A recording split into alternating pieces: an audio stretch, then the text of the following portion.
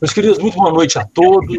É com um prazer enorme que eu hoje estou aqui com vocês, porque eu vou apresentar para vocês, aliás, não vou apresentar, vou deixar aqui ser presente, mas eu vou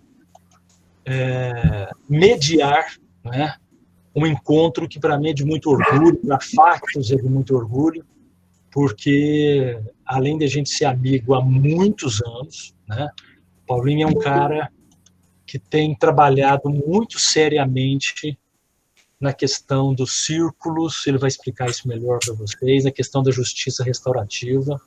É um cara que está fazendo um trabalho assim que vale muito a pena todo mundo acompanhar.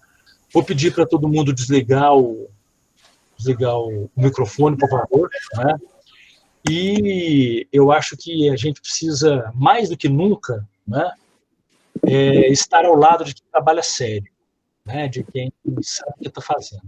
Então, esse é o caso do Paulo. Tá? Ele morou em Uberaba e ele estudou psicologia aqui em Uberaba, tem relação conosco, portanto, né? Mas, antes de tudo, é um prazer enorme, é uma honra, né? Viu, Paulinho, ter você conosco aqui. E antes de eu passar a palavra em definitivo para você, eu quero agradecer aos colegas professores que estão aqui na sala, né? E agradecer uma pessoa fundamental que não pôde estar aqui, que é o Douglas, que é um professor nosso que trabalha na extensão, e ele foi gigante em proporcionar tudo isso, porque eu não sabia nada sobre o Google Meet, e ele foi muito importante nesse processo todo. Então, fica registrado aqui minha gratidão profunda ao professor Douglas, aqui, colega nosso da Factos.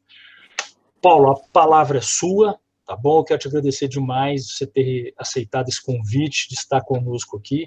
Muito nos honra, viu, ter sua presença. Eu tenho certeza que todo mundo que está aqui vai ter aí 1h30, 1h20 de muita coisa boa, tá bem? Claudinha está dizendo que a honra é dela, não é nada disso, a honra é toda nossa dela estar conosco aqui. Paulo, manda bala, meu velho, seja bem-vindo aqui a esse momento. Bom, primeira, tá me ouvindo bem, Mozart? Estamos ouvindo, de boa. Bom, primeira coisa, que a honra é minha, né, Mozart? Primeiro que, para você, quando você me pede, para mim não é um convite, né? É uma tarefa a ser cumprida, né? Mas é uma tarefa com um prazer muito grande, porque a nossa amizade é de longa data, né? E eu te agradeço a referência que você faz a mim no começo, mas eu te devolvo essa referência, né? Eu acho que... E é legal quando a gente chega numa certa fase da vida e a gente tem essas referências mútuas, né? Isso parece que faz muito mais sentido para a gente. Parece que a gente está trilhando um caminho correto, a gente manter essas pessoas de referência. Então, para mim, é um prazer muito grande estar aqui, Mozart. E todos que estão aqui, né? Eu não sei se eu conheço algum de vocês, talvez não. Eu saí para Caxias do Sul, saí de Uberaba, vim para Caxias do Sul faz uns 15 anos. Mas toda a minha infância, juventude, eu morei em Uberaba, então Uberaba veio comigo, está no meu coração. Então, talvez eu conheça algum de vocês, talvez alguns de vocês me conheçam. Não estou enxergando todos aqui. E agradeço a vocês por estarem aqui. Espero que faça sentido para vocês as coisas que eu vou dizer. Espero que valha a pena esse tempo que a gente vai passar juntos. Bom, checando então com você, Mozart, a proposta hoje é falar um pouco sobre, vamos dizer assim, o novo papel do futuro advogado, ou do advogado, já é o papel do advogado hoje, né, com o novo CPC, com as novas diretrizes de atuação, né, do Conselho Nacional de Justiça, enfim, já é realidade para vocês, advogados, o que eu vou falar, o que eu vou dizer, tá? Eu sou psicólogo de formação, mas nos últimos 10 anos a minha atuação tem se dado totalmente dentro do campo jurídico, dentro do judiciário. A minha atuação nos últimos 10 anos é de realizar mediações e transformações de conflitos e crimes dentro do Poder Judiciário e também treinar juízes, treinar promotores, treinar psicólogos, treinar assistentes sociais, treinar advogados, dentro desse olhar da autocomposição de conflitos. É muito interessante estar falando para vocês aqui, para mim, e é muito importante. Por quê? Porque a maior dificuldade que a gente tem quando a gente vai atuar dentro de um processo judicial, no sentido da autocomposição desse conflito, seja na conciliação, mas principalmente na mediação, e mais ainda dentro das práticas da justiça restaurativa, a maior das dificuldades não é com os sujeitos do processo, o autor, o réu, enfim, mas com os advogados em geral. Por quê? Porque muitos não tiveram, quem se formou alguns anos atrás não teve, e muitos ainda hoje não têm a oportunidade que vocês estão tendo agora de refletir sobre qual será o papel de vocês na sua prática profissional. Então, é óbvio que eu não estou aqui para dizer para vocês como é que vocês têm que trabalhar, né? Mas a minha proposta é produzir alguma reflexão com vocês. De que lugar, qual é o lugar do psicólogo nesse outro olhar, nesse novo, mas não tão novo assim, jeito de enxergar a sua função na defesa do seu cliente, etc. Bom, eu imagino que nem todos, ou talvez poucos, tenham mais noção desses campos a qual eu vou me referir aqui, mediação e justiça restaurativa. Então, um pouco antes de sair falando sobre futuro, deixa eu contar para vocês um pouquinho sobre o que a gente está conversando aqui. Bom, o campo da mediação já é mais conhecido. Ele já normalmente está dentro de todos os cursos de direito, as pessoas já têm uma noção do que é essa mediação de conflitos.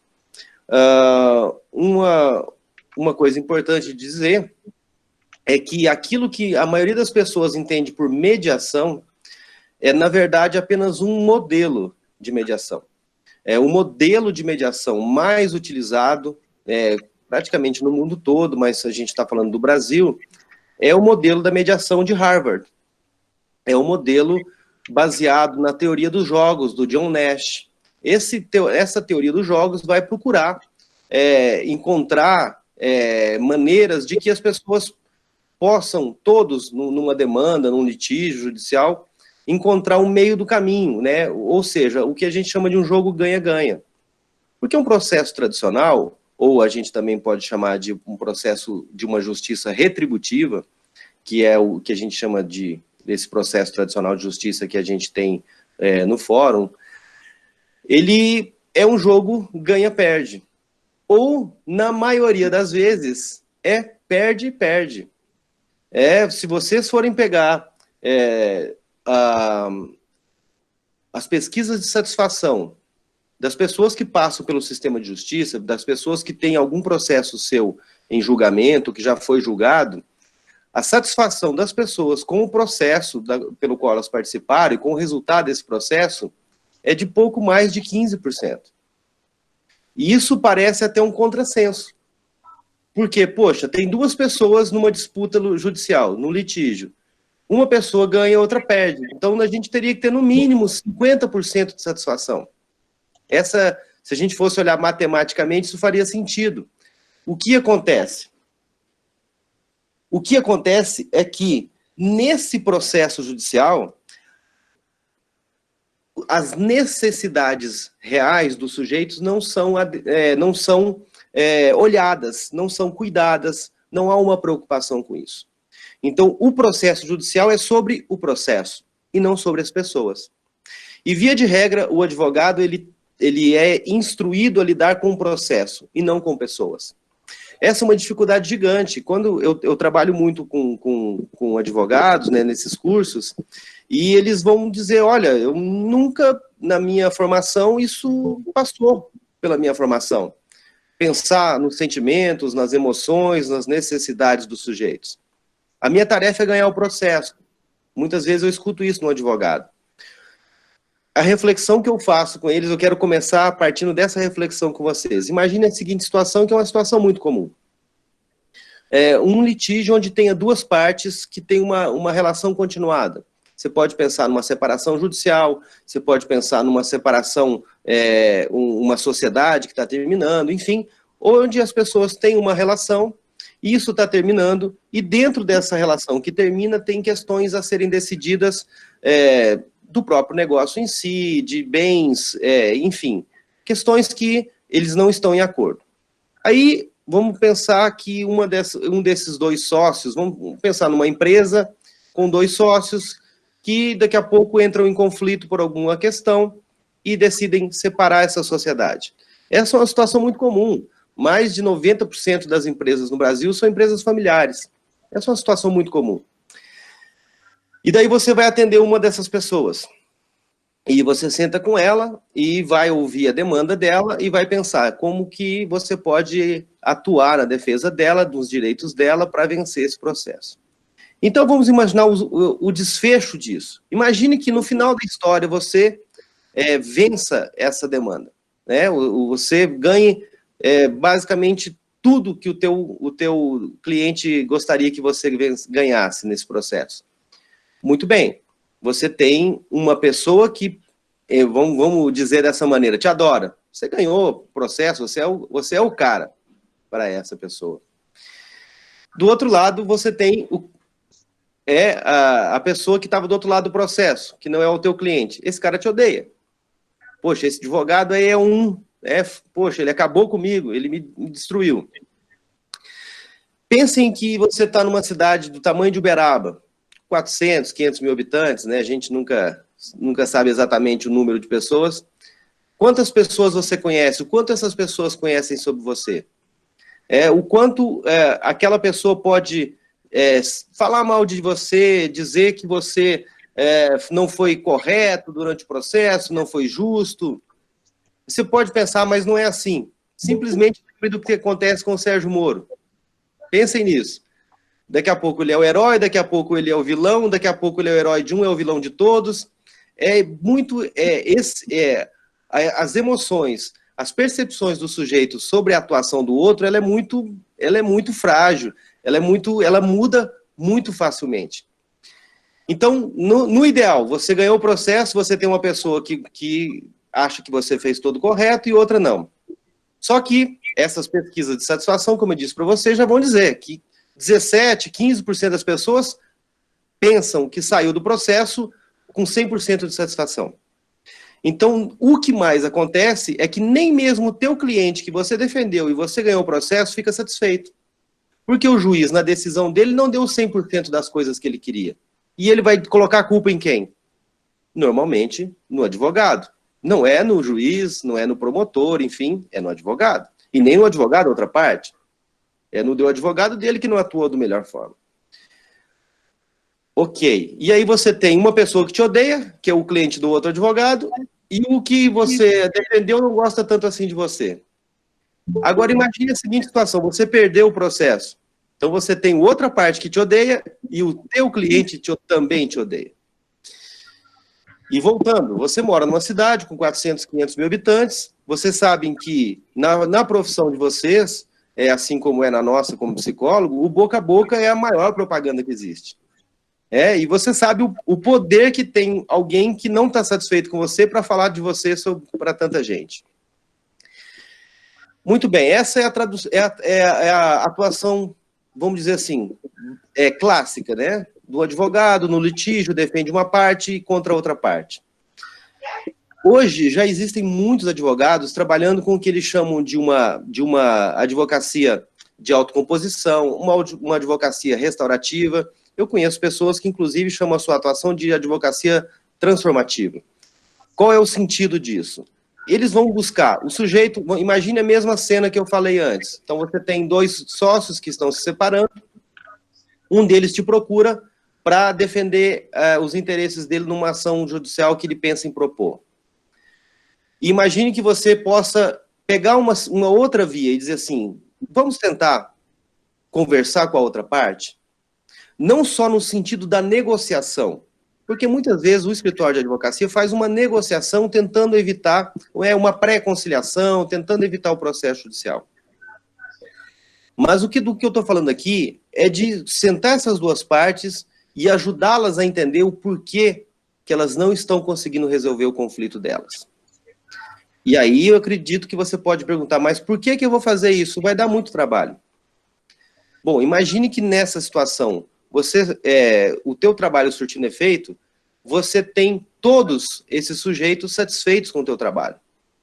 Você aumenta enormemente a satisfação das pessoas com o teu trabalho. Então, eu começo sempre falando isso para a gente pensar o seguinte: antes de falar sobre técnica, sobre o como fazer, o que é a mediação, o que são as práticas restaurativas, como é que eu aprendo isso, o mais importante para mim aqui seria fazer essa reflexão. Por que fazer isso? Por que, então, tentar atuar de uma forma autocompositiva? Primeiro, para obter essa maior satisfação dos teus defendidos, do teu cliente, ganhar mais clientes. E segundo, ter uma tranquilidade muito maior, a tua satisfação própria. Que é isso que relatam as pessoas, os advogados, que atuam na dimensão da conciliação, da mediação preferencialmente. E, de novo, antes de entrar na parte mais técnica, uma questão é muito importante. E essa é uma questão que normalmente afasta os advogados que já têm uma atuação mais longa das práticas de autocomposição. Basicamente, ele pode perguntar, mas o que eu ganho com isso? Como é que eu vou ganhar dinheiro com isso se as pessoas vão fazer acordo? O juiz brasileiro, que é a maior referência na mediação, é um juiz baiano, ele vai dizer o seguinte, o doutor André Goma, ele vai dizer o seguinte: olha, quando eu estou atuando como juiz numa ação, e eu percebo que aquela lide seria muito mais facilmente, muito melhor resolvida através de um processo de mediação do que através de uma decisão heterônoma que eu vou emitir sobre esse caso, eu chamo as partes e explico para elas que isso seria melhor. Mas antes de falar com as partes, eu falo com os advogados. O que é a primeira coisa que ele vai dizer? Fazer essa reflexão que eu proponho para vocês imaginarem. Vejam só, é claro que se você for seguir com uma ação judicial, onde você vai defender esse cliente, talvez na primeira, talvez na segunda, talvez até em terceira instância, e talvez ele está vinculado a você há 10, 15 anos da vida dele. É muito comum no Brasil os processos terem uma longa duração. E aí você pode dizer, mas eu vou cobrar ele um valor X pela primeira instância, um valor X pela segunda instância. E ali os valores dos custos processuais. Então, a reflexão que o doutor André Goma faz, que eu acho muito coerente, é a seguinte: ok, vamos pensar que você, mantendo esse processo pela via do litígio, você vai ter esse cliente com você por 10, 12, 15 anos, e você pode cobrar um valor a mais daqui a 5, 6, 8 anos, quando for para a segunda instância, ou até mais. Por exemplo, eu próprio tenho um processo que está correndo, um processo da nossa família, com uma questão de negócios. Ele está, desde 2006, ele tem 14 anos que ele está adjudicado, tem 14 anos e nem houve a primeira audiência ainda. Ele nem houve a primeira audiência. Isso está correndo no Rio Grande do Sul. É um processo sobre um hotel. Então, vocês imaginem o seguinte: esse advogado que nos defende, ele cobrou R$2.000 há 14 anos atrás. E nesses 14 anos ele continua nos defendendo, ele cobra as questões processuais, a viagem, os custos processuais, que são necessários eventualmente, mas ele, como honorários, não recebeu mais nada nesses 14 anos.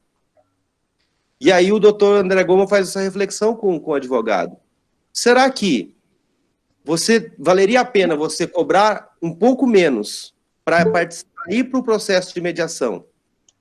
E ele resolvido agora, imediatamente, você não precise seguir monitorando esse processo por 10, 20 anos? Então, essa reflexão eu acho muito válida. É uma reflexão muito simples e muito óbvia, mas vale muito a pena fazer, justamente por ser simples e óbvia.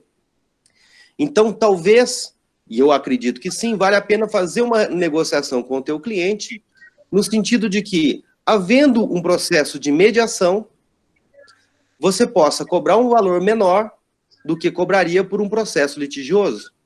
Mas você recebe agora esse valor. E esse processo termina. E esse cliente sai satisfeito. E a outra parte também. Então, há uma série de jogos, há uma série de ações em que entra essa questão da teoria dos jogos que todos ganham. Você ganha em celeridade, o judiciário ganha tirando um processo da prateleira, os sujeitos que estão em litígio ganham. Porque pensem o seguinte, eu estou usando o meu processo da minha família como exemplo, porque não tem nenhuma questão de sigilo nisso, então eu posso falar. Nesse período de 14 anos, a minha mãe morreu. O meu pai está com 91 anos, a qualquer hora pode não estar mais aqui.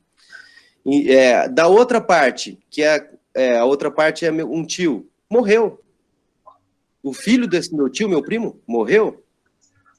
E há uma frase muito famosa, justiça que tarda não é justiça. No dia que a minha mãe faleceu, meu pai chorava muito, e eu fui consolar ele pensando que era pelo óbito da minha mãe.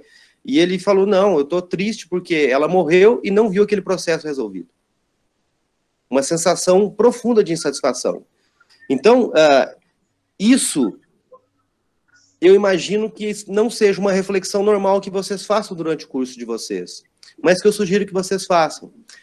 Porque o trabalho, ele precisa vir junto com uma satisfação pessoal. Se não for isso, ele vai ser um peso na vida de vocês. Ele vai trazer vai agregar pouco de qualidade de vida para vocês. Então, eu queria começar por isso, que não é totalmente do campo da técnica, da teoria, da prática, mas para convidar vocês à reflexão. Porque é aí que reside o mais importante desse pensamento do porquê fazer isso. É isso que eu insisto com vocês. Antes da gente pensar como, por quê? Então, o porquê é busca de satisfação pessoal. Busca de satisfação do meu cliente. Vocês devem saber disso.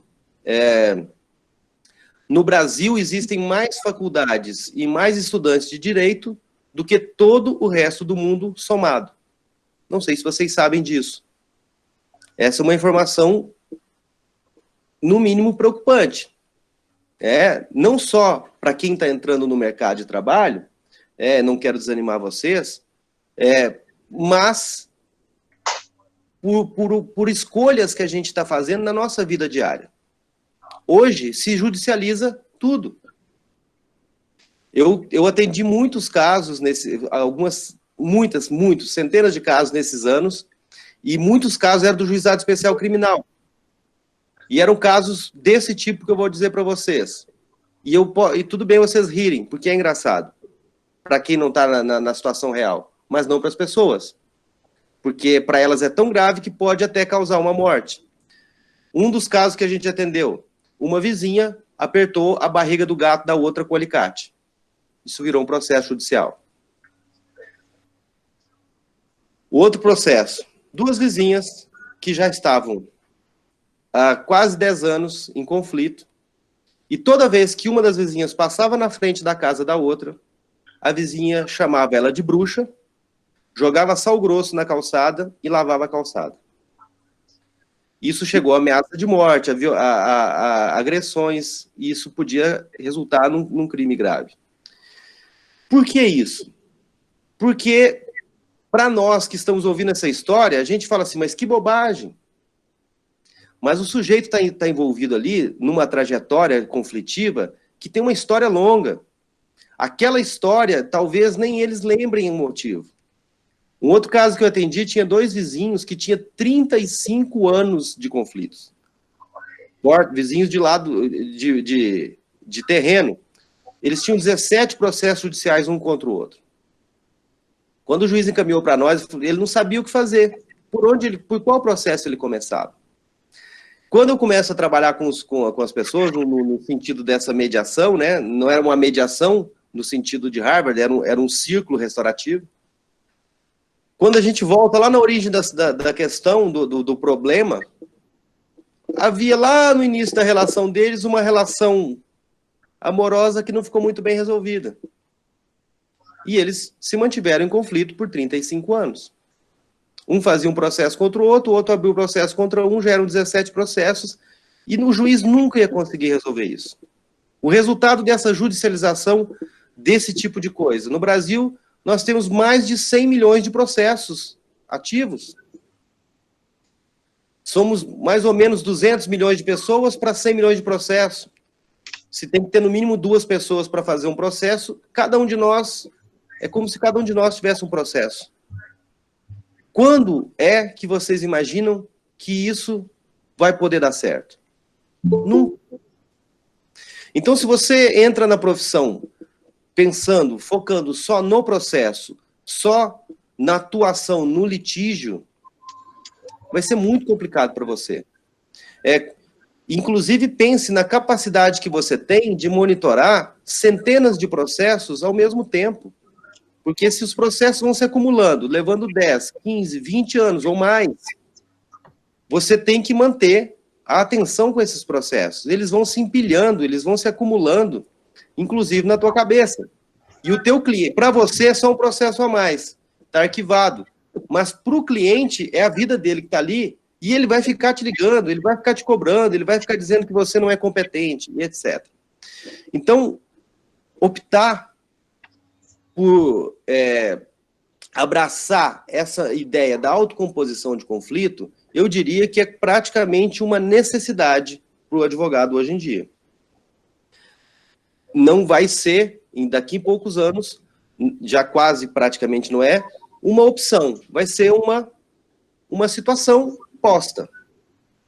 Se você não desenvolver a tua capacidade, a tua habilidade de compreender as necessidades do sujeito, para entender que processo ele está propondo, para entender como você pode ajudar ele a obter a satisfação,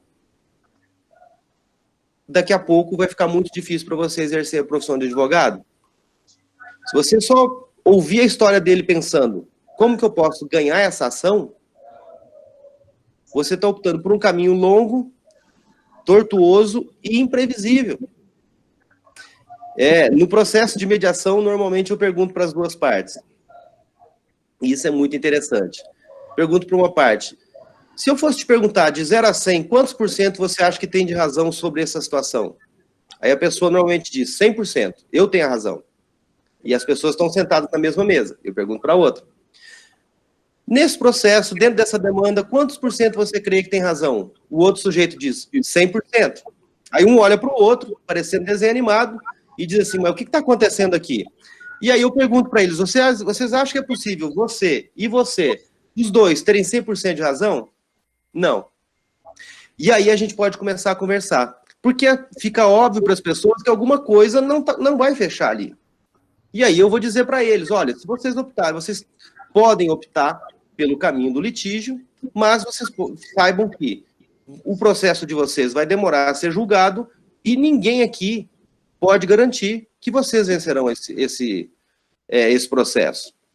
Porque um advogado sério jamais vai dizer para o cliente dele, a gente com certeza vai ganhar isso. Um advogado sério não vai dizer isso. Por quê? Porque não depende dele. E não depende nem das provas, nem depende dos fatos, depende do olhar do juiz sobre aquilo que está sendo colocado. Vocês sabem disso. Muitas vezes, não é exatamente os fatos concretos que vão definir uma ação, mas a forma como isso é colocado, a maneira como isso é expresso dentro do processo. Então, fazendo esse preâmbulo todo para dizer para vocês, pensem com carinho nisso. Qual será a minha atuação quando eu for profissional? Onde e como eu vou obter mais satisfação no meu trabalho? Onde e como eu vou poder criar um ambiente onde o meu cliente saia mais satisfeito? Porque vocês são prestadores de serviço. O prestador de serviço, ele precisa fidelizar o cliente dele. Ele precisa que o cliente dele entenda que esse cara prestou o melhor serviço possível e que sempre que for necessário vai voltar a falar com ele. E aí ele vai indicar para outras pessoas. Então, pessoal, é sobre satisfação que a gente está falando. E quando a gente fala sobre satisfação, a gente está falando sobre necessidades. E aí vocês podem pensar agora, então quer dizer que eu vou ter que aprender a lidar com a mente humana, com a... Não, vocês não vão ter que aprender a lidar com isso. Mas vocês sim precisam desenvolver uma qualidade de escuta.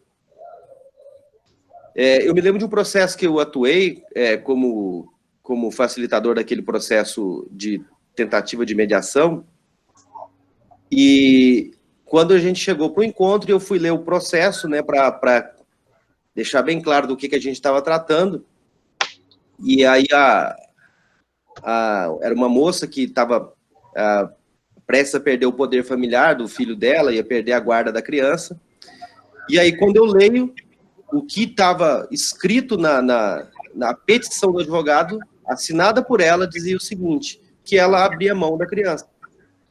Não vou entrar nos detalhes, isso que é o importante. A petição era ela abrindo mão da filha, e assinado por ela. Então, quando eu li isso no início da sessão, eu falei, olha, então a gente está aqui, os fatos são esses aqui, você, fulana, então abre mão da guarda da sua filha, que você deixa para fulana, assim, assim. Ela falou assim, como? Não, de jeito nenhum. Eu falei, mas isso está no processo, o processo já está pronto para ser julgado pelo juiz. Com base nisso aqui, você vai perder a guarda da criança. Você abre mão dela. Não, mas eu não disse isso, eu não disse isso, eu não disse isso. Quando ela pede para ver a folha que ela mesma assinou, eu mostrei para ela, ela leu, e ela disse, mas não foi isso que eu disse para o advogado. Ou seja, ele não conseguiu escutar o que ela estava dizendo para traduzir aquilo no documento que ele colocava no processo. E isso é muito comum. Isso é muito comum. Porque muitas vezes o advogado escuta o cliente pensando só no processo e não pensando no sujeito que ele está escutando. O que ela entendeu que no meio do processo eles pensaram, ela pensou que ele estava dizendo que era para abrir mão da criança momentaneamente para o processo terminar, para ela voltar a ter a guarda da criança. Só que não é o que ia acontecer, ia ser uma decisão definitiva. Bom, então, com essas ideias iniciais, a minha intenção era fazer uma reflexão sobre qualidade da prestação de serviço de vocês, no sentido da satisfação dos seus clientes e na satisfação de vocês mesmo, né, a sua satisfação própria como advogado. Ou seja, como fazer sentido na minha profissão, poderia ser. Muito bem. Como que a gente, então, eu falei um pouco do porquê, vou falar um pouquinho do como. Como que a gente faz isso? Como é que a gente coloca em prática essa autocomposição de conflitos dentro do judiciário brasileiro hoje? Basicamente, a gente tem 3 possibilidades mais comuns. 2 delas já são bem conhecidas, já estão em prática no Brasil há vários anos, que são a conciliação e a mediação. Nós tínhamos nos fóruns, quase todos tinham as centrais de conciliação e mediação, para onde esses processos eram encaminhados, e hoje, com o Código Processual Civil, todos os casos têm que passar por uma tentativa de conciliação e mediação antes de ir para o litígio, né? E a partir de 2010, 2012, começaram a ser trocadas as centrais de conciliação e mediação nos fóruns por aquilo que, em geral, se chama CEJUSC, Centro Judiciário de Solução de Conflitos e Cidadania. E olhem que interessante, eles incluíram uma palavra chamada cidadania. E o que significa isso na prática? Significa que hoje já é possível qualquer pessoa buscar o judiciário sem a presença de um advogado.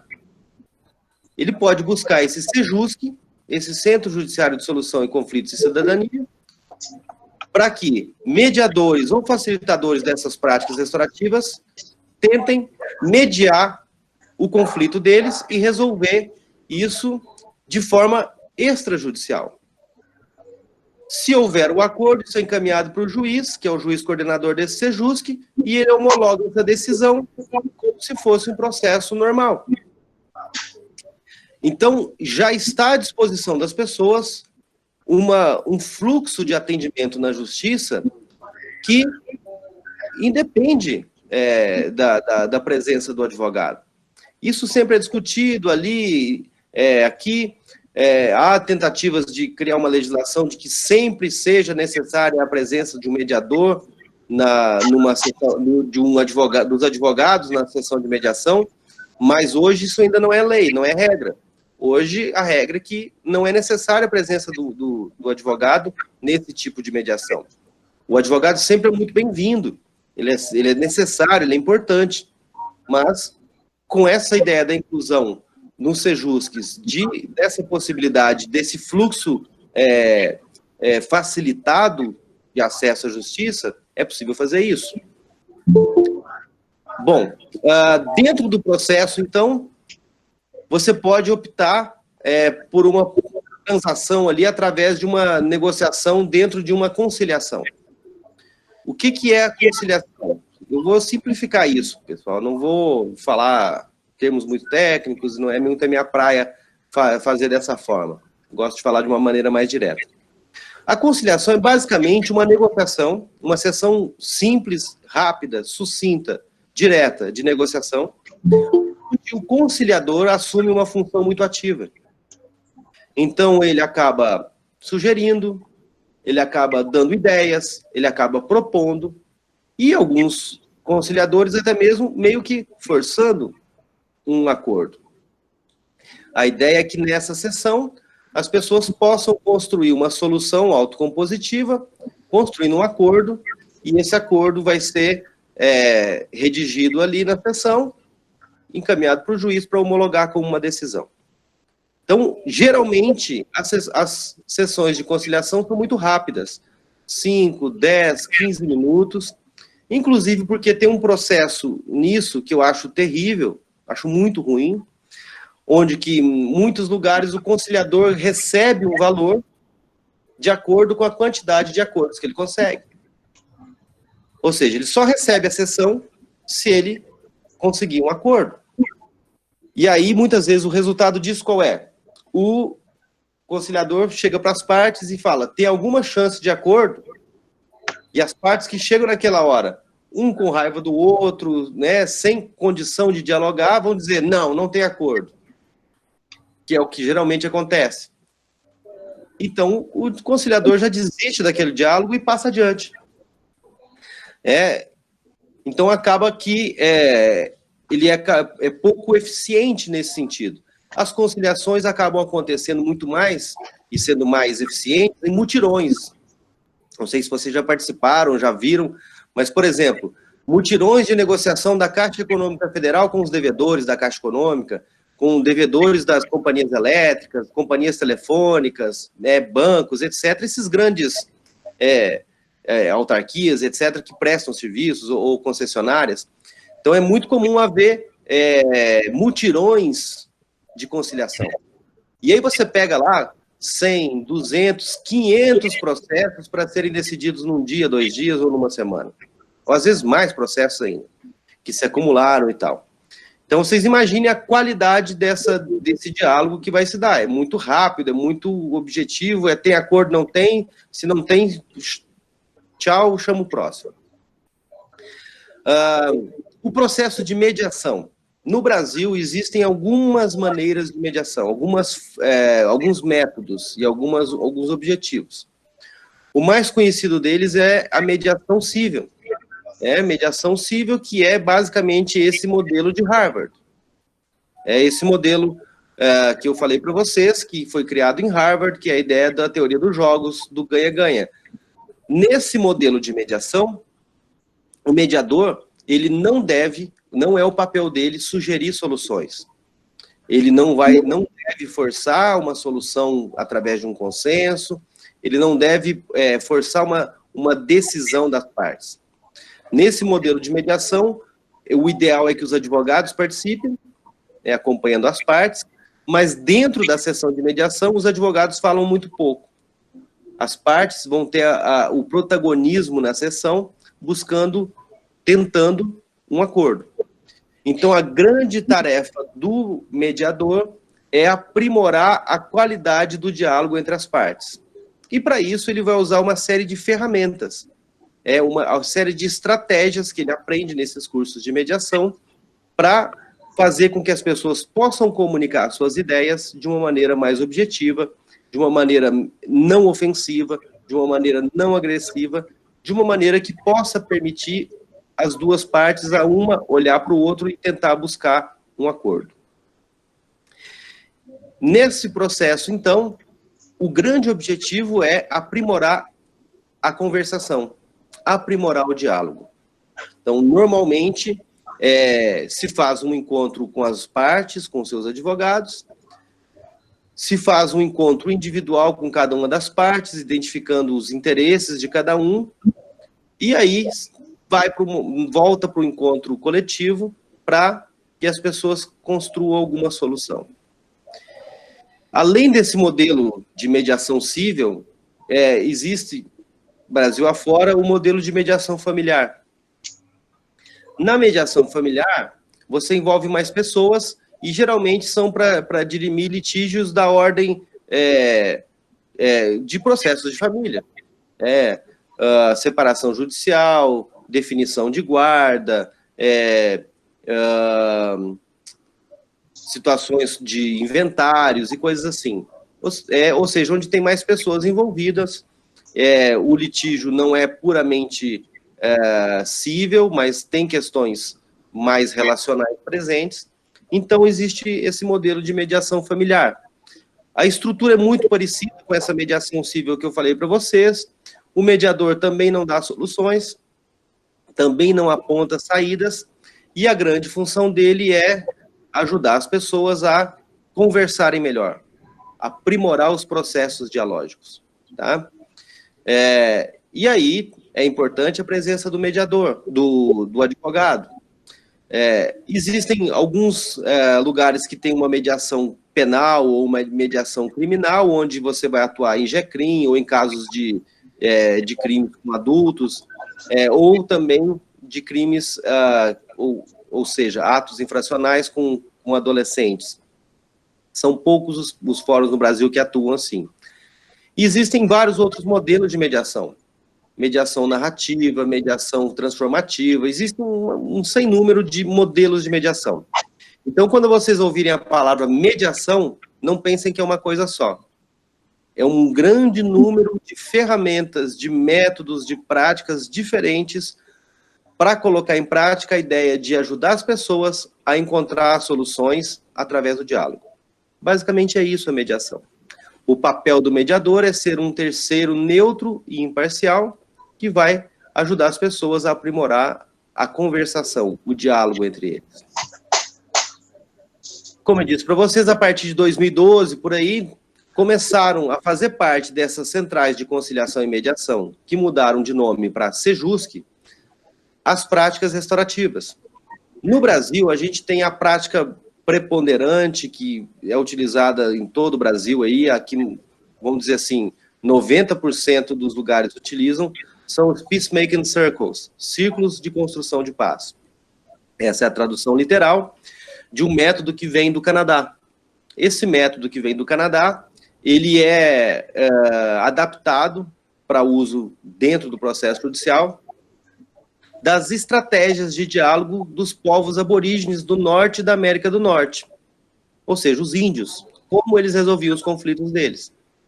Então, esse processo foi adaptado por um juiz canadense e começou a ser utilizado no século passado ainda, e hoje ele chegou no Brasil em 2010, e é o processo mais utilizado hoje para esses casos. Os processos, a gente pode chamar de círculos restaurativos, eles são mais utilizados na infância e na juventude. Então, questões de acolhimento, desacolhimento institucional, questões de adoção, questões de ato infracional, sejam os menos graves, sejam os mais graves, adolescentes em internação, adolescentes em medida socioeducativa e meio aberto. Mas hoje eles são muito usados em violência de gênero, casos da Maria da Penha, também crimes para adultos, juizado especial criminal, com questão de idosos com seus direitos violados. E eles se expandiram, esses círculos, para escolas, empresas, para comunidades. Ou seja, hoje você vai encontrar esses círculos restaurativos sendo utilizados em todo tipo de área que vocês possam imaginar. Essa é a minha praia, é isso que eu faço basicamente, e é isso que eu ensino. O que eu faço, o nome exato daquilo que eu aplico é o que eu chamo de diálogos transformativos, que pode ser usado com um sujeito ou com um grupo de pessoas e em qualquer espaço. A minha expertise é do judiciário, onde eu atendi algumas centenas de casos ali, especialmente os mais graves.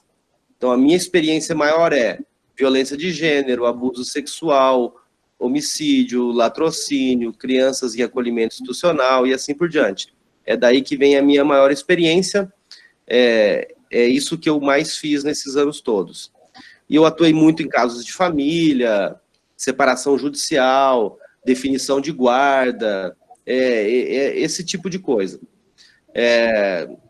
Alguns casos foram rápidos, tem um caso que eu estou atendendo há 7 anos já, que trata de abuso sexual, uma situação muito complexa, que jamais o judiciário daria conta.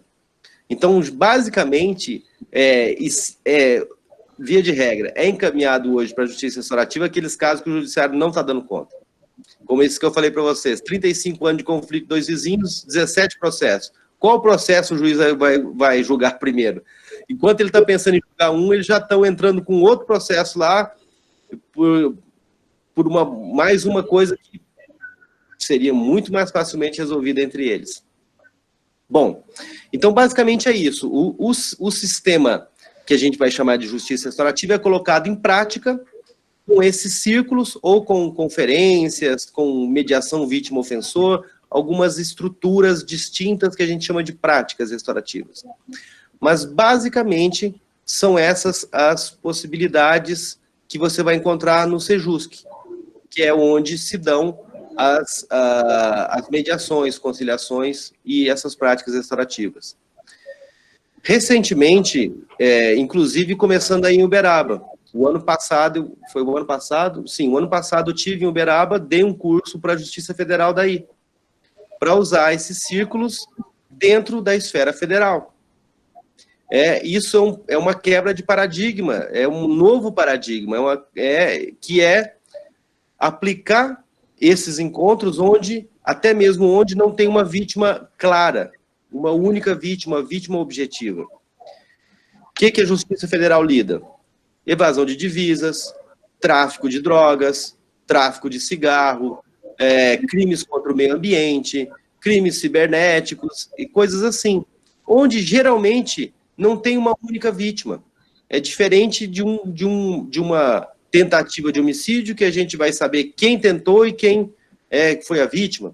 Então, num caso, por exemplo, de um crime contra o meio ambiente, se você pensar quem é a vítima, qual o nome da vítima, você não vai encontrar a vítima. Porém, se você olhar para isso de uma forma ampliada, quem é a vítima se é poluído o rio em Uberaba, de onde vem a água que abastece a cidade? Todos vocês. Toda a comunidade é vítima. Então, na verdade, nos processos da Justiça Federal, não é que não haja vítima. Na verdade, as vítimas são muito mais pessoas. É a própria sociedade, é a própria comunidade. Quando um sujeito vai burlar a Receita Federal e faz uma evasão de divisas ali, etc., quem é a vítima? Todos nós. Porque esse dinheiro que devia estar indo para a educação, para assistência, para a saúde, etc., ele foi desviado. de forma criminosa. Então, com base nessa ideia, isso que eu quero apresentar para vocês, é uma coisa muito inovadora para o Brasil, mas é utilizada na Europa mais comum. Nos processos da Justiça Federal, eles estão trabalhando com aquilo que a gente chama em inglês de surrogate victims. O que é isso? Traduzindo de uma forma mais simples. Vítimas emprestadas. A tradução literal seria vítimas subrogadas. O que é isso? Então, o sujeito foi lá, jogou agrotóxicos e poluiu o rio. Então, vai se buscar todas as pessoas que se sentiram vitimadas por isso. Os outros agricultores que agora recebem aquela água contaminada, o sujeito que vai comprar aquele alface no supermercado e o alface está contaminado com aquele agrotóxico e assim por diante. Então, nesse processo, é colocado esse autor desse crime perante pessoas e instituições que representam a sociedade. Eu estou também contando isso para vocês perceberem o seguinte: esse caminho da tentativa de autocomposição, ele é um caminho basicamente sem volta. É um caminho que no mundo todo hoje é o que está sendo utilizado. Então, essa reflexão constante que eu estou fazendo com vocês, é importante que vocês conheçam esses métodos, é importante que vocês vocês aprendam como funcionam, mesmo que não sejam vocês a atuar. Uma das coisas que eu faço com a minha empresa, né, que a gente ministra cursos e atua, uma das coisas que eu faço é, por exemplo, mediar conflitos de forma extrajudicial. Conflitos familiares, conflitos de negócios, de empresas, societários, etc., me chamam, vou atuar com as pessoas fora do processo judicial para eles construírem um acordo entre eles. E outra coisa que eu faço é a prestação de serviços para escritório de advocacia. Então, o escritório de advocacia recebeu um cliente, uma situação que ele percebe, isso aqui vai se resolver muito melhor com a mediação, mas eu não posso atuar como mediador, eu, advogado, porque se eu atuar como mediador, eu não vou poder, e é uma questão ética, né?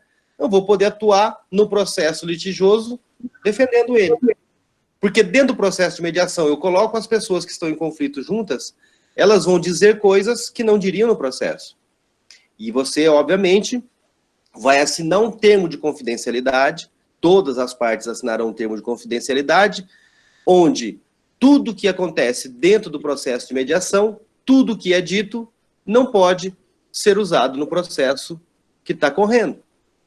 De outra forma, não é possível fazer uma mediação. Se você vai falar de sentimentos, necessidades, interesses dos sujeitos, se você precisa de uma transparência, de uma honestidade nisso, como é que você vai obter isso se não há esse termo de confidencialidade?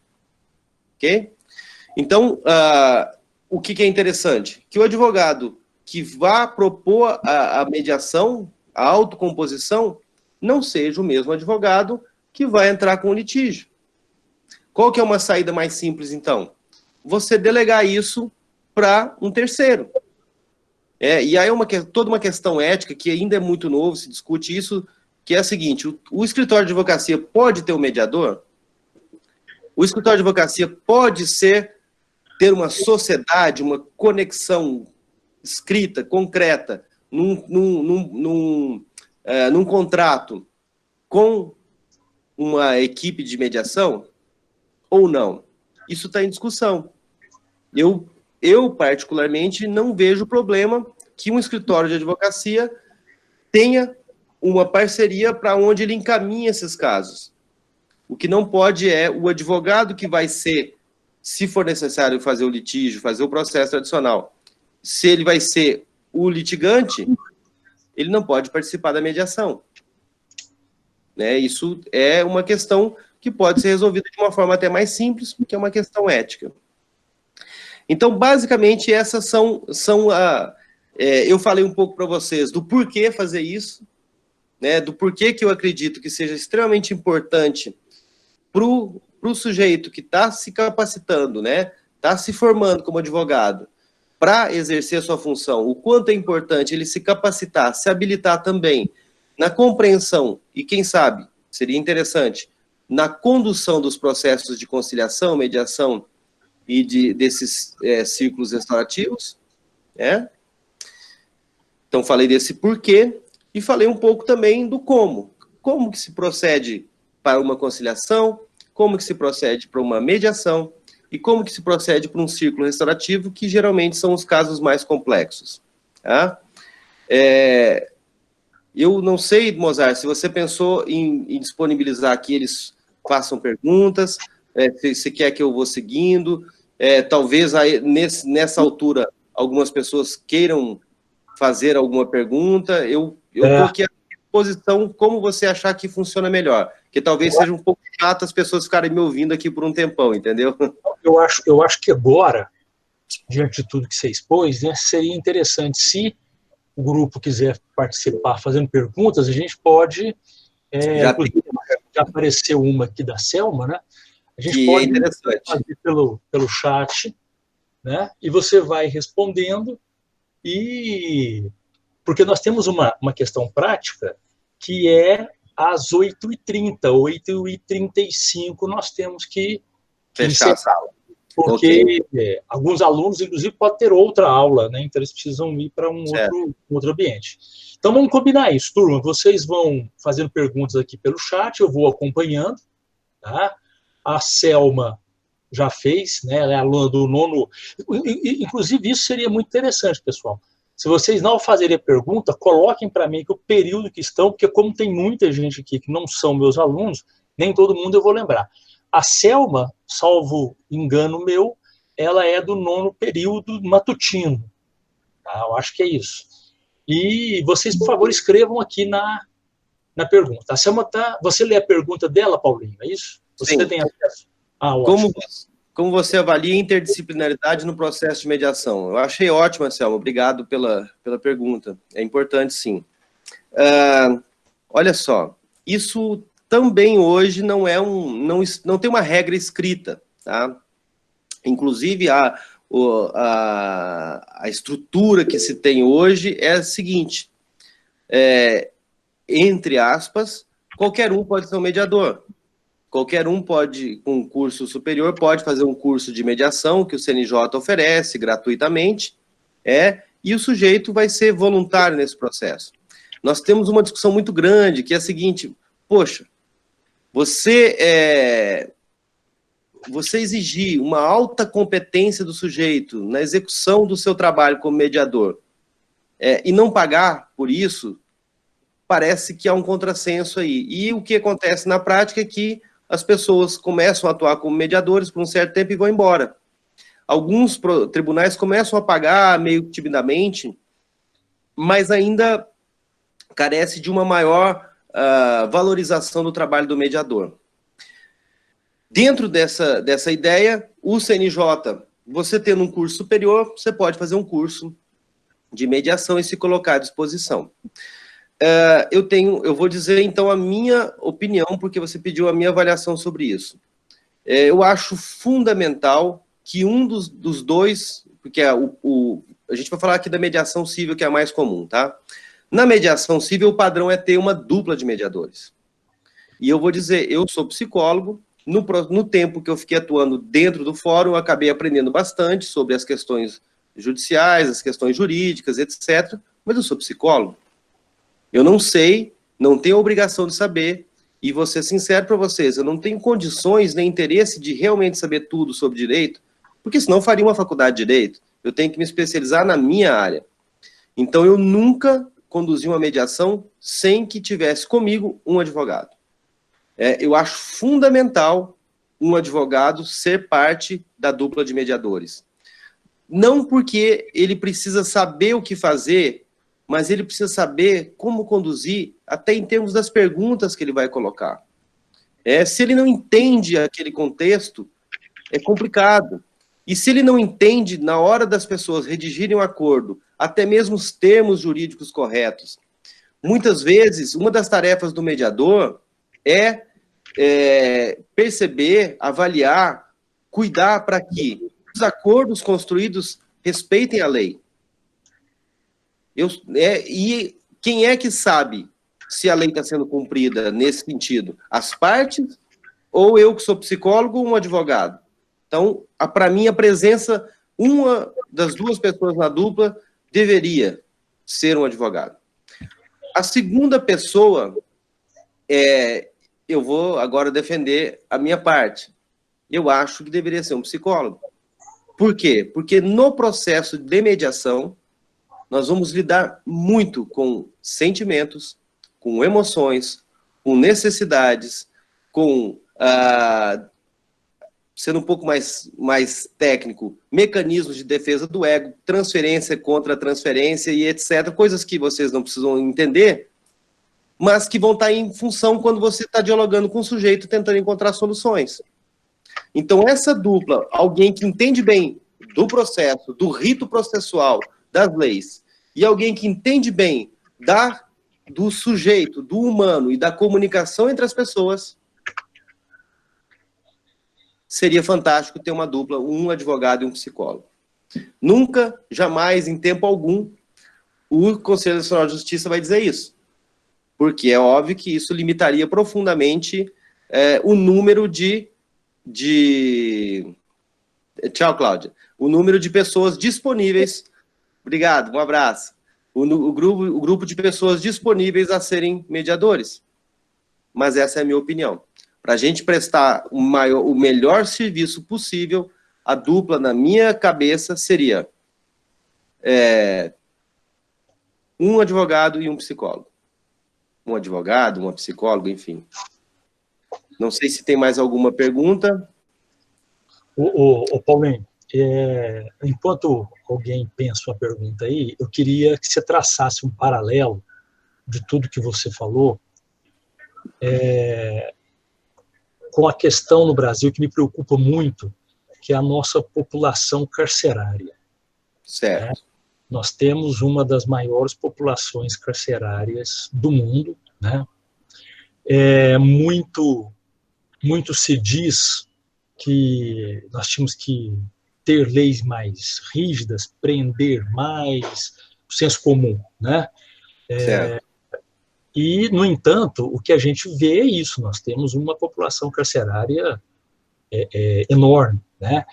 E agora, por conta do Covid, né, a gente está lendo tudo sobre Covid, enfim, e as pessoas estão pensando nessa população carcerária, o pessoal está preso, né? Como é que faz? O que faz com ele? Solta, não solta, etc. e tal, né? Se a gente pensar que muitos não precisariam nem estar lá, né? E aí eu queria que você traçasse um paralelo da sua experiência aí, dentro do que você já fez, está fazendo, né? Como que a gente poderia pensar diálogos restaurativos e condução de processos de conciliação para a questão da judicialização que você falou lá atrás, como o Brasil adora judicializar coisas, né? Porque eu acho que nós temos uma relação direta aí, né? Essa população carcerária imensa e esse hábito, né, de irmos à justiça porque alguém beliscou a barriga do meu gato, né? Recuperando um exemplo que você comentou. É engraçado e é triste ao mesmo tempo. Então tá, Mozart, você tocou num ponto crucial, né? Essa discussão, sempre que se fala prender, não prender, quem não prende, isso mexe no inconsciente coletivo de uma maneira profunda. Porque as pessoas pensam que você só quer soltar bandido.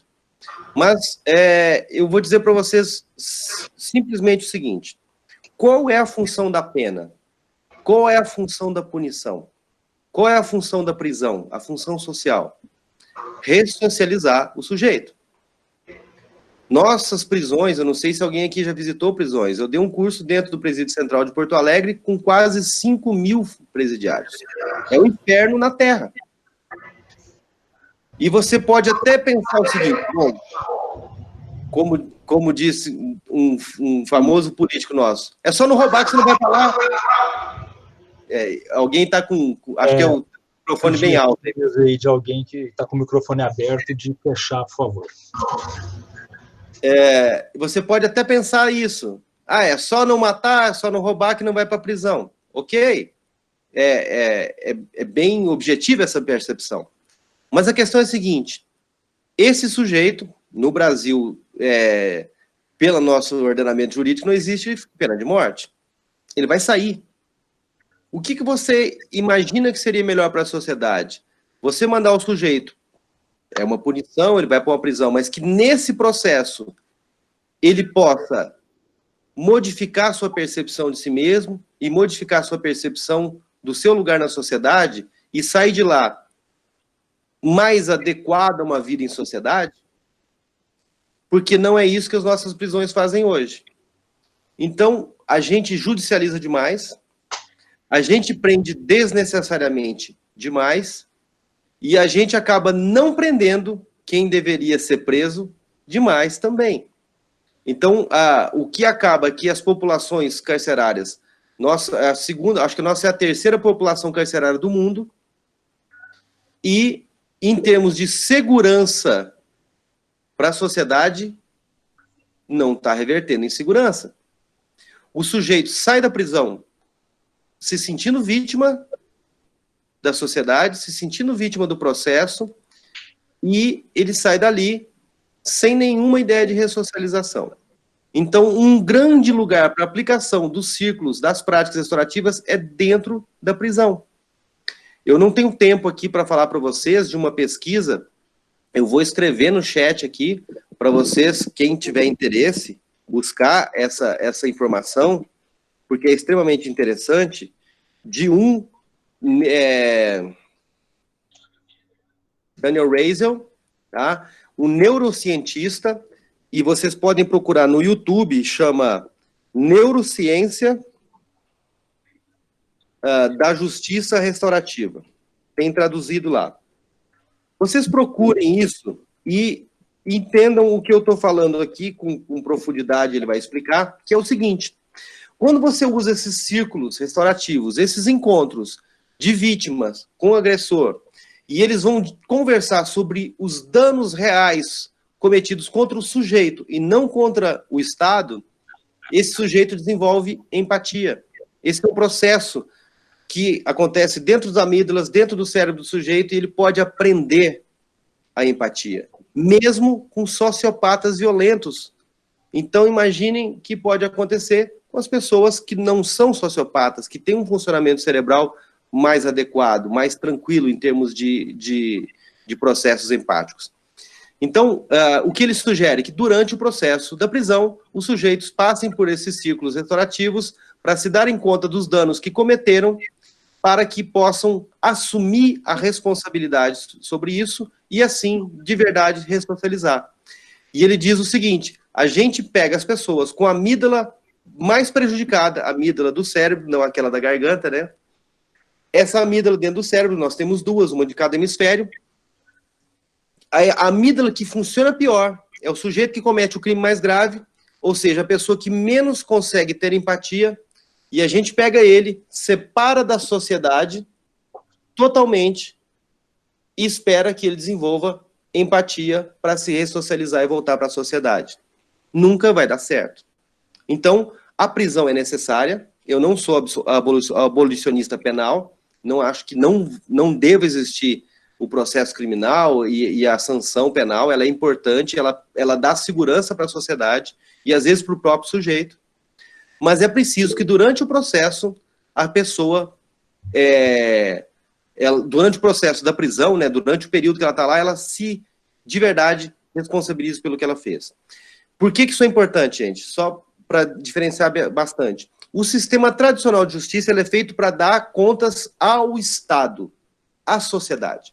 Se alguma pessoa comete um crime, o sistema de justiça vai punir esse sujeito para dizer para toda a sociedade: olha, vocês fiquem tranquilos, porque se alguém fizer alguma coisa errada aqui, a gente vai pôr ele na cadeia. Então vocês não tenham medo. E ao mesmo tempo ele diz para os sujeitos: vocês estão vendo o que aconteceu com essa pessoa que cometeu esse crime? Foi para a cadeia. Então não cometam crimes que vocês não vão para a cadeia. essa estrutura funciona há algumas centenas de anos e não está dando certo. Ok? Qual é a solução que a gente pode colocar nisso aí? Vamos tentar trabalhar com os sujeitos no sentido da responsabilização, certo? Isso é muito importante para que a gente possa ter uma sociedade segura, certo? Como eu disse, não acredito na total abolição das penas e das sanções, mas a gente deve não somente punir, mas a gente deve construir situações, soluções, onde as pessoas vão aprender a conviver em sociedade. Essa é a única solução. Isso está sendo aplicado no mundo inteiro. Todo o mundo aplica cada vez mais as práticas restaurativas, ok? E é muito importante dizer isso no sentido de que a primeira pessoa de que esse sistema cuida é da vítima. A vítima, dentro da justiça restaurativa, é a pessoa principal. É a pessoa fundamental que vai ser cuidada. Os interesses, as necessidades do ofensor ou do criminoso, se vocês quiserem chamar assim, elas são secundárias, mas são importantes. Porque se você não cuidar disso, ele vai voltar a cometer crimes. Então, você não vai ser bonzinho com o criminoso. Você vai ser inteligente. Atendendo às necessidades dele, você evita que ele cometa novos crimes. Certo? Isso é um processo de aprendizagem. É um processo pedagógico, um processo eutagógico, onde o sujeito modifica o seu comportamento através da autorresponsabilização. Se nossas prisões estivessem funcionando, nós não precisaríamos disso. Mas não é o que acontece. Mais de 60 mil homicídios por ano. Com a terceira massa carcerária do mundo. Não precisa ser muito inteligente para perceber que isso não está funcionando. Então, esse é o caminho da autocomposição, o caminho da percepção e do cuidado com os interesses, as necessidades de todos, que o CNJ não tem volta. Cada vez mais é o que vai ser colocado. Então, é importante que vocês possam saber como se movimentar dentro desses processos. Paulo, eu quero falar com o pessoal que nós estamos gravando a palestra, né, gravando a sua fala, e que vai ficar disponibilizado no YouTube depois, eu passo o link certinho, que quem eventualmente, no decorrer das nossas conversas aqui, não captou exatamente o sentido de tudo que foi falado, reveja, né? Sobretudo porque nós não estamos defendendo nenhum tipo de bandeira nem A nem B, né? E, sobretudo, nós não estamos propondo passar a mão na cabeça de ninguém, aliviar para ninguém, né? O que nós estamos buscando aqui, estou lendo alguns comentários que estão surgindo, que nós estamos buscando aqui uma discussão, né? Que se possa encontrar novos caminhos, novas propostas, né? Então, sociedade. Exatamente, acho que é importante... Sociedade, não para o bandido. Para que não haja nenhum mal-entendido no que nós estamos fazendo. E, né, rebobinando a fita, volto para o começo da minha fala, vejam de novo o que foi falado, o que foi dito, né? Que às vezes, no calor dos momentos, a gente pode não entender exatamente o que está sendo falado. O Nélio tem uma questão que ele coloca aqui, eu não sei se você consegue chegar nela aí, eu vou ler ela aqui, que eu acho que fica mais fácil. Ele diz aqui: os meios alternativos de resolução de conflito realmente são ferramentas eficazes. Acredito que seja o futuro, como psicólogo que é. Como psicólogo que é, como lidar com o lado emocional da parte. Visto que alguns litigios envolvem mais que patrimônio, por vezes a parte quer algo além do patrimonial. Certo. Eu vou dizer, Nélio, né? Nélio Júnior. Eu vou te dizer o seguinte, a menos... tirando aqueles conflitos... obrigado, Nélio, pela pergunta. E você muito rápido, porque a gente tem um horário aqui. tirando aqueles litígios muito óbvios de uma conta de luz que veio mais alto, uma conta de banco, etc, sabe? Essas coisas assim, totalmente do campo das finanças, vamos dizer assim, um serviço que não foi bem prestado, etc. Tirando isso, todas as outras situações, isso eu posso te garantir, vem a esfera relacional muito mais importante do que a patrimonial. Se você cuidar das necessidades, dos interesses das pessoas, o acordo sobre o patrimônio, sobre o processo em si, ele vem numa consequência muito simples. De novo, eu vou dar um exemplo pessoal. Eu estou dando exemplos pessoais porque eu posso falar sem nenhum problema de quebra de sigilo. Nós somos em 3 irmãos, a minha mãe faleceu em 2015, o processo, 2 dos meus irmãos não conversavam há muitos anos, mais de década, e aí o inventário estava correndo e indo longe. Eu era inventariante, porque eu tinha esse diálogo com todos.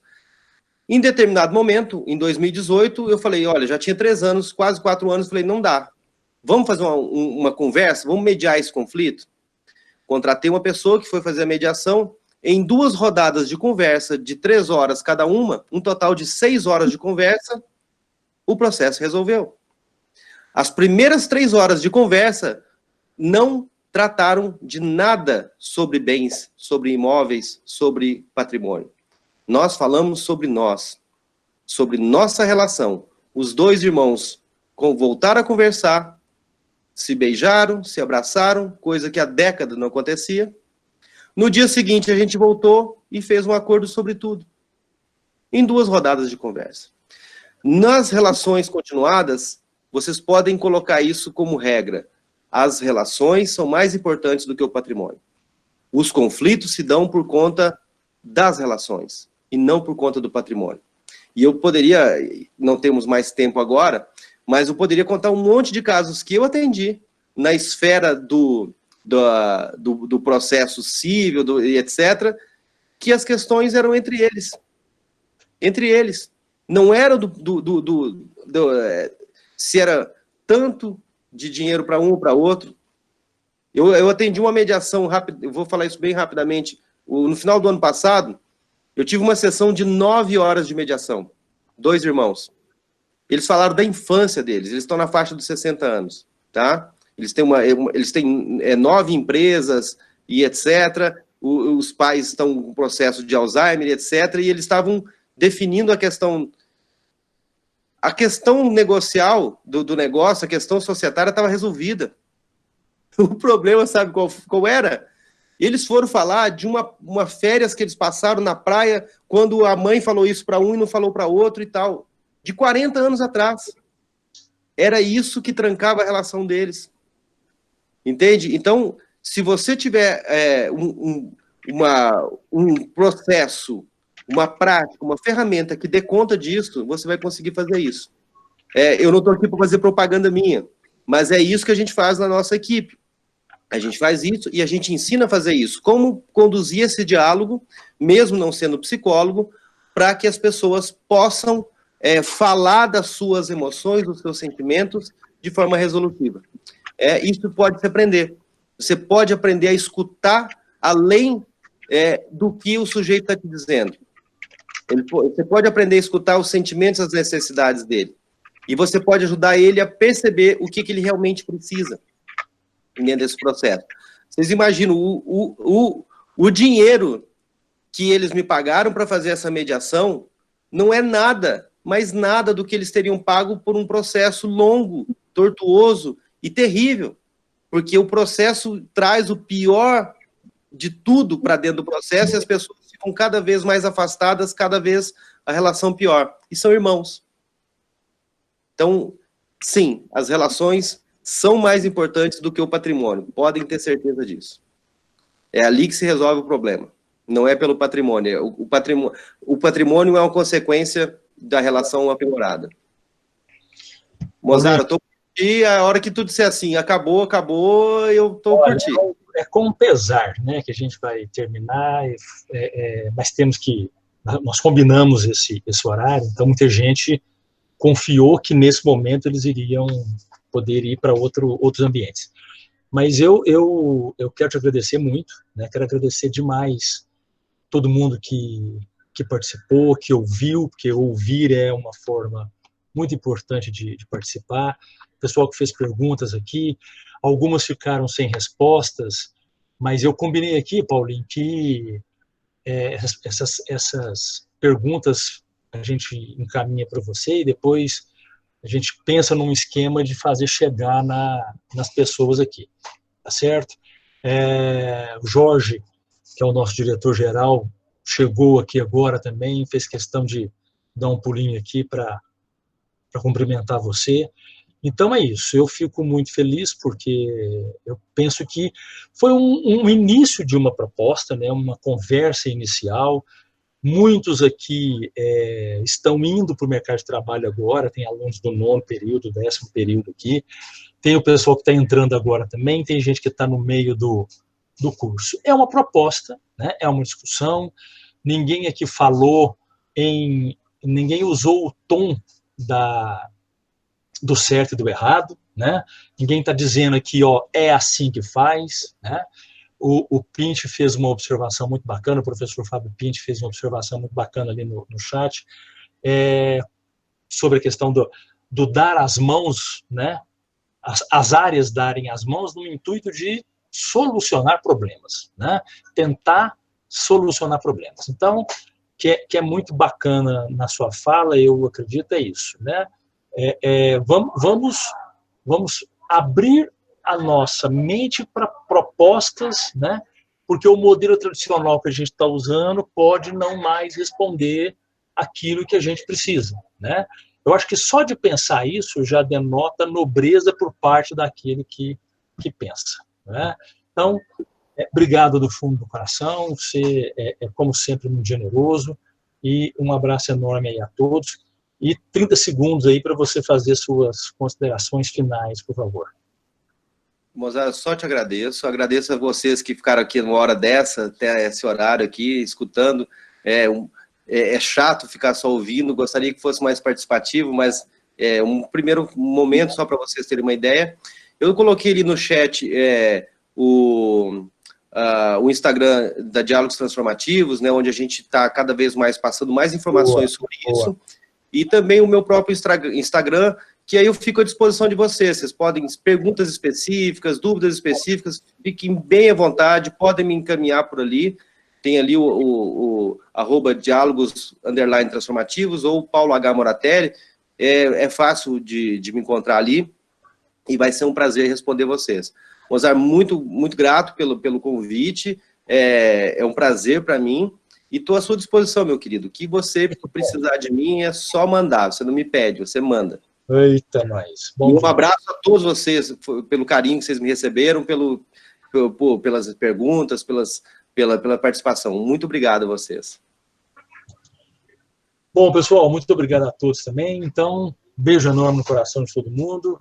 E, como o Paulinho falou, tem aí o Instagram dele aí. Eu fico mais aliviado porque não vou ficar com a pendência de encaminhar as perguntas, porque agora todo mundo pode seguir por lá, tá bem? Forte abraço a todos, muito obrigado. Eu vou ver como é que eu faço aqui para poder terminar, porque é a primeira vez que eu uso esse Google aqui, não é? Toma cuidado para não falar nada aqui, está todo mundo ouvindo. Provavelmente você deve ter uma opção de encerrar para todos ali, mas eu já vou saindo então para te facilitar a vida, tá bom, Mozart? Caiu bonito, né? Obrigado a todo mundo. Um abraço para todos. Obrigado, Paulo.